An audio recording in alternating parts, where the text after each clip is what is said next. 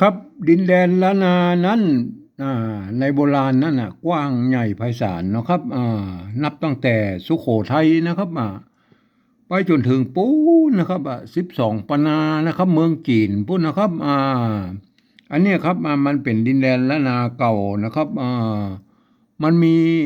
เผ่าพันธุ์ที่อาศัยอยู่ในแคว้นนี้อยู่4-5เผ่าพันธุ์อย่างเช่นนะครับไตยวนนะครับไตลั่วไตลือไตเขินไตยองนะครับเห็นไหมมีอยู่4-5เผ่าพันธุ์นะฮะที่เปิ้นใจภาษาเขียนเดียวกันนะครับอักขระเดียวกันนะครับแต่อย่างว่านะมันก็สำเนียงมันก็แต่ละเผ่าพันธุ์ก็จะแตกต่างกันไปนิดๆนะครับแต่ฟังกันรู้เรื่องนะครับก็มันก็โยนกันฮะมันก็ไปกันได้นะครับที่นี่มาถึงปัจจุบันแล้วนะครับลูกหลานเลนโลนอย่างต่างๆมันมี7-8เจนนะครับที่มันสืบทอดกันมาเนี่ยนะครับมันก็ยังว่านะครับก็ถ่ายทอดกันมานะครับแต่ละเผ่าพันธุ์นะครับวันนี้มันมาสูญอานกันแล้วนะครับตอนปลายนี่นะครับมันเขียนกันอย่างว่ามันก็สืบทอดกันมานะครับบางครั้งมันก็จะเขียนบ่เหมือนกันนะครับมันก็บางตัวนะครับส่วนใหญ่แล้วมันจะเหมือนกันนะครับบางตัวนะมันจะมาเหมือนกันนะครับมันก็เฮาก็มาวิเคราะห์กันกันเลยนะครับวันนี้นะครับเอาตามหลักการการผสมกรรมกันแบบภาษาละนาเลยนะครับเฮาอย่ามาอู้กันเลยนะครับวันนี้เฮามาถึงคำว่าเจ๊กนะครับเจ๊กนะครับเมืองจีนเมืองเจ๊กนั่นนะครับเจ๊กนะเฮาจะเขียนยังไงนะครับเจ๊กเจ๊กมันเสียงตีนะครับเจ๊กมันเสียงตีนะครับไม่เก๋นะครับเห็นไหมเขาต้องตั้งไหมเจ๊กนะครับใจไม่เก๋นะครับใจได้2อย่างนะครับได้ใจถึงไม่เก๋ถึงไม่เก๋นะครับเอาไม่เก๋ก่อนนะครับไม่เก๋นะครับตัวเจ๊กนะครับเจ๊กเอาเสียงตีใจตัวจ้านะครับจ้านะครับเห็นไหมจ้าจ้านะครับอันสะกดด้วยตัวกะนะครับเห็นไหมอ่าอันนี้มันอันนี้มันบัดเจ๊กเตอร์นะครับมันเจ๊กนะครับเจ๊กนะครับเจ๊กนะครับถ้าอย่างนี้แล้วครับถ้าอย่างนี้แล้วครับ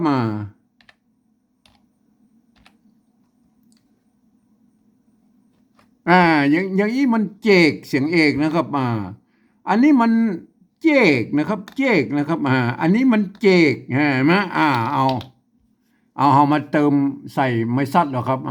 ใส่ไม้ซัดนะครับใส่ไม้ซัดมันจะพิษเสียงไปนะครับเห็นไหมใส่ไม้ซัดนะครับไม้ซัดนี่มันทำหน้าที่ได้หลายอย่างนะครับเป็นไม้ซัดไม้ไก่คูไม้กอจ้างไม้กักนะครับมันมีหลายอย่างนะทำหน้าที่เป็นเครื่องหมายสำหรับไม้โกบาลีนะครับไม้โกที่มันบาลีนะเขาซัดมาก็เป็นไม้เก่านะครับเห็นไหมอันนี้อันได้แล้วนะเสียงตีแล้วเห็นไหมเจ๊กนะครับเจ๊กนะครับอันนี้มันเจกนะครับเจกนะครับอันตัวหลังนะเจกนะครับใส่ไม้ซัดไปเจ๊กนะครับเป็นเจ๊กเสียงจัตวาไปเลยใช่ไหมโอเคนะเจ๊กได้แล้วนะครับเจ๊กเจ๊กนะครับเจ๊กได้นะครับเจ๊กได้นะครับตัวที่แรกนะครับใจไม่เก๋นะครับไม่เก๋นะครับเจ๊กนะครับได้นะครับเจ๊กนะครับอันนี้เราจะลองใจไม่เก๋บ้างนะครับไม่เก๋นะครับไม่เก๋ไม่เก๋ก็คือนี่ไม่เก๋นะครับเห็นไหมไม่เก๋อันนี้ไม้เก๋นะครับไม้เก๋นะครับเอาไม้เก๋ใส่นะครับ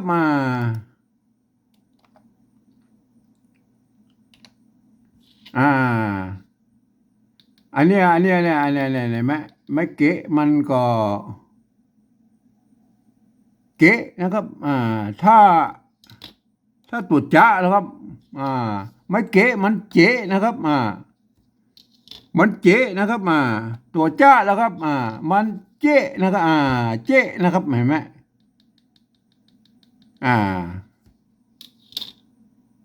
อันสะกดด้วยตัวกะนะครับเห็นไหมสะกดด้วยตัวกะมันเจ๊แล้วนะครับ เจ๊แล้วนะครับสะกดด้วยตัวกะก็ก็เลยเป็นเจ๊กไปเลยนะครับเห็นไหม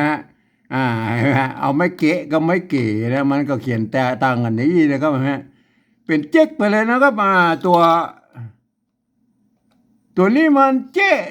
นะครับเจ๊นะครับเสียงตีอยู่แล้วนะครับเขาใส่ตัวกะเอาไปนะครับเห็นไหมใส่ตัวกะเข้าไปก็เจ๊กเลยนะครับเห็นไหมเจ๊กอันนี้ก็อ่านเจ๊กนะครับตัวจอนะครับจอนะครับมันใจในภาษาเสียงตีแล้วมันต้องใช้ตัวจ้านะครับเห็นไหมเจ๊กได้แล้วนะครับเจ๊กคำว่าเจ๊กนะครับเห็นไหมทีนี้เราเขียนได้แล้วนะครับ2แบบนะเห็นไหมเขียนได้2แบบแล้วนะครับอันก็อย่างว่าภาษาล้านนาก็เขียนได้2แบบนั่นจะเอาไม่เก๋หรือไม่เก๋นะครับก็สุดแล้วแต่ท่านชอบนะครับอันนี้เรามาอู้ถึงการปริวัติภาษาแล้วครับการปริวัติภาษาเนี่ยเราจะเอาไปให้คนอื่นเขาเขียนอย่างนี้นะครับมันจะไปให้คนอื่นได้หู้ในหานโจยนี่มันยากนะครับมันจะต้องเอาเป็นภาษาปริวัตินะครับอันภาษาปริวัตินั้นผมเองนะผมได้ใจหลักการของข้อตกลงของสภาวัฒนธรรมมหาวิทยาลัยเชียงใหม่นะครับ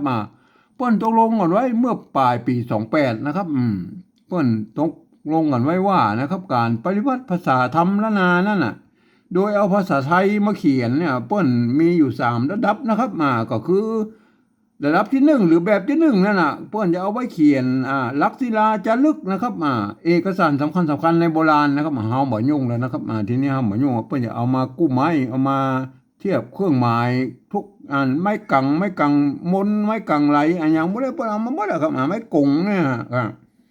อันนี้เฮาบ่อู้ถึงแล้วนะครับเฮาจะมาอู้ถึงเรื่องการปฏิวัติแบบที่2นะครับการปฏิวัติแบบที่2นั่นคือการยืมเอาอักษรไทยมาปรับเทียบเพื่อเป็นอักษรล้านนานะครับแล้วประกอบกรรมขึ้นมากับแบบภาษาไทยนั่นแหละครับผสมประสานกันไปนะครับบางครั้งไม้หรือสระนั้นมันมาตรงมาตัดกันนะครับก็เอาเขียนแบบเป็นภาษาไทยเป็นหลักนะครับแต่เวลาอ่านนั้นท่านจะต้องอ่านนึกว่าไอ้คำเหล่านั้นเป็นอักษรล้านนานะครับหลักการอ่านมันจะต้องเป็นอย่างนั้นนะครับมันคนทั่วไปบ่สามารถเข้ามาอ่านได้นะครับมันจะผิดเพี้ยนสำเนียงนะครับมันก็ว่ากันไปนะครับแบบนี้เพิ่นเอาไว้อย่างแล้วครับเพิ่นเขียนไว้อย่างก็เอาไว้เทียบนะครับเทียบว่าเวลาภาษาล้านนาตำบลพุ่นเพิ่นมีไปเพิ่นก็จะสามารถเอาภาษาปริวัติแบบที่2เนี่ยแบ็กกลับไปง่ายกว่านะครับแบ็กกลับไปเป็นภาษาล้านนานะครับเห็นไหมเอามาดูเลยนะครับแบบที่3แล้วก็อู้กันนะครับเจ๊กนะครับเทียบเอานะครับไม้เก๋นะครับสระเอนะครับเห็นไหมตัวจ้านะครับตัวจ้ากับตัวชอช้างนะครับตัวชอช้างนะครับอัน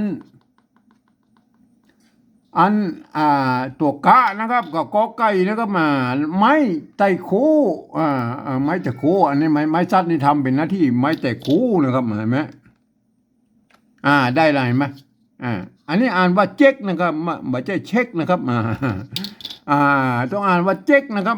ต้องอันนี้มันเป็นตัวจ้านะครับตัวกะนะครับไม้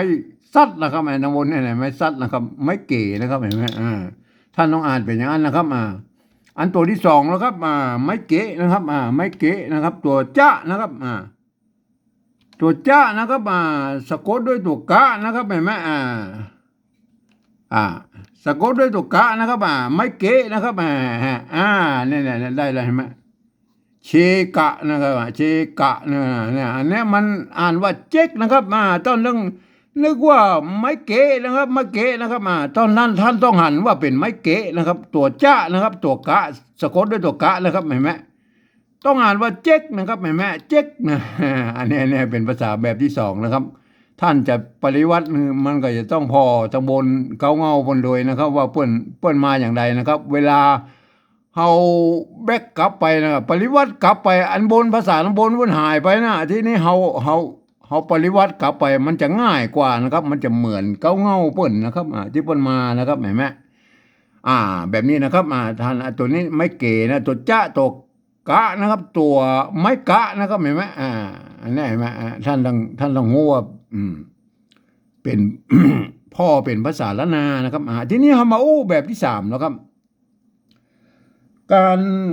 ปฏิวัติแบบที่3นั้นท่านข้อตกลงเปิ้นบอกไว้ว่านะครับปี28นั่นนะเปิ้นว่าคือฟังนะครับสำเนียงภาษาละนาที่เปล่งออกมานะครับแล้วก็เอาภาษาไทยเขียนไปตามนั้นนะก็คือเสียงกระมู้นั่นนะครับ ที่ออกมานั่นน่ะเขาฟังเขารับตาเฮียก็ได้กันนะฟังเอาอย่างเดียวนะครับก็เอาภาษาไทยสะกดเขียนไปอย่างนั้นเลยนะครับแม่เจ๊กนะครับเจ๊กนะครับมันก็มีปัญหาอยู่ว่าอันภาษาไทยที่เปิ้นเขียนมาได้นะเปิ้นก็คือเสียงโทพิเศษโทเมืองนะครับเปิ้นบ่มีวรรณยุกต์นะครับเห็นไหมวันนี้มันบ่มีเฮาก็มาว่ากันละเฮาวันนี้มีเฮาก็มาว่าละเฮาเอาแค่นี้พอเจ๊กนะครับเจ๊กนะครับเฮาบ่พอทั้งบนไว้ละเฮาจะสะกดละเจ๊กนะครับเจ๊กเฮาจะต้องใช้ตัวจอจานนะครับเจ๊กนะครับเจ๊กนะครับอันนี้มันเจ๊กนะครับเจ๊กนะฮะเอาใส่ไม้ตะคูลงมันก็เจ๊กอยู่ดีครับมันก็เจ๊กอยู่ดีครับมันก็เจ๊กอยู่ดีมันบ่เจ๊กครับเนี่ยได้ครับใส่ไม่ตีครับตัวจอจานเป็นอักษรกลางในภาษาไทยนะครับเจ๊กได้เลยไหมอันเนี้ยภาษาไทยเสียงตีก็ใส่ไม่ตีครับเจ๊กนะครับเจ๊กได้แล้วตัวแรกอันตัวที่2เหรออันตัวที่2แล้วครับเจ๊กนะครับเขาก็สะกดไปเลยนะครับเจ๊กนะครับตัวใจตัวจอจานนะครับเจ๊กนะครับเจ๊กนะครับอันเจ๊กใส่ไม่ตีบ่นะครับได้ยินเสียงเจ๊กแล้วนะมันเจ๊กมันก็มาเป็นอื่นมาได้แล้วก็มาเป็นอย่างนี้นะครับเห็นไหมมันก็ถึงได้จะเอี้ยนะครับแบบที่3เหมือนกันเลยนะครับต้อง2ตัวนะครับอันมันแบบที่3นี่เขาใจฟังเสียงเอานะครับฟังเสียงเอาภาษาละนาเพิ่นว่าออกเสียงมาจะใดนะครับเอาภาษาไทยสะกดเขียนไปอย่างนั้นนะครับยกเว้นตัวที่เสียงโทพิเศษโทเมืองนะครับที่ภาษาไทยเพิ่นเขียนมาได้นะครับอันวัดประสิงห์เพิ่นฮ้องว่าตีเพี้ยนนะครับเห็นไหมก็ฮ้องแตกต่างกันไปนะครับก็แต่เสียงเดียวกันนะก็คือเสียงที่มันอยู่ระหว่างเสียงโทปกตินะครับจนถึงเสียงตรีนะครับก็อยู่ในระหว่างนี้นะครับมันภาษาไทยเพิ่นบ่มีเสียงนี้นะครับเพิ่นก็เลยมาสร้างไม้วรรณยุกต์ไว้ให้นะครับเฮาก็จะต้องดัดแปลงเอาคนเดียววันนี้บ่มีไอ้คำนั้นเฮาก็บ่อู้แล้วนะครับเฮาบ่อู้เฮาจะอู้คำเจ๊กอย่างเดียวนะครับเจ๊กนะครับอันนี้เฮาแบบที่2นี่เฮาเขียนด้วยภาษาเอายืมเอาภาษาไทยมาเทียบนะครับเพื่อเป็นอักษรละนานะก็คืออักษรละนานะครับมันเนี่ยเฮาก็ต้องนึกว่าเป็นอักษรละนานะครับไม่เก๋นะก็ตัวจ๊ะนะครับสะกดด้วยตัวกะแล้วก็มีไม้ซัดนะครับเห็นไหมอ่านว่าเจ๊กนะครับอ่านว่าเจ๊กนะครับอันนี้ก็ไม่เก๋นะครับตัวจ๊ะนะครับสะกดด้วยตัวกะนะครับอ่านว่าเจ๊กนะครับเจ๊นะครับไม่เจ๊ไม่เก๋นะครับก็ใส่เป็นอักษรสูงมันเป็นเจ๊นะครับเจ๊ก็สะกดด้วยตัวกะกับเจ๊กเลยนะครับเจ๊กนะครับเห็นไหมเฮามาดูภาษาละนานบนมันนะครับอันนี้เปิ้นเขียนได้2แบบอย่างนี้นะครับก่อนแล้วแต่นะครับเห็นไหมมันเป็นอื่นไม่ได้แล้วมันใจได้ไม่เกะก็ไม่เก๋นะครับไม่เกะก็ไม่เก๋นะครับท่านจะใจไม่เกะหรือไม่เก๋ก็เป็นเรื่องของท่านนะครับครับขอให้ท่านไปศึกษานะครับการวิธีการเขียนหลายๆแบบของภาษาละนานั่นนะมันเป็นไปได้นะครับท่านก็ไปศึกษานะครับวันนี้ผมก็ขอบรรยายเพียงแค่นี้นะครับ